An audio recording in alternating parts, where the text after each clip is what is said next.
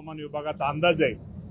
आणि तरी सुद्धा मी या राज्यातील माझ्या शेतकरी बांधवांना एवढं सांगतो की आपल्या शेतातील ओल तपासून निश्चित प्रकारे आपण सर्वांनी पेरणी करावी।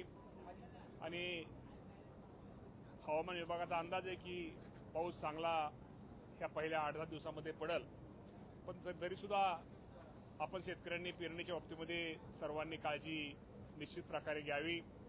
खताच्या बाबतीमध्ये आज तरी आपल्याकडं साठा हा आपला व्यवस्थित आहे।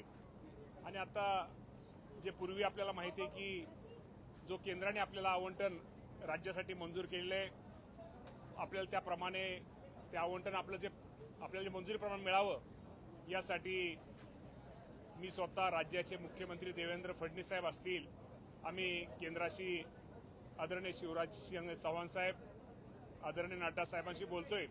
आणि जे आपलं राज्याचं आवंटन खताच्या बाबतीत जे मंजूर आहे ते आपल्याला निश्चित प्रकारे मिळावं अशी आम्ही त्यांना विनंती केलेली आहे। आणि ते निश्चित प्रकारे आवंटन आपल्याला सगळ्याला मिळेल।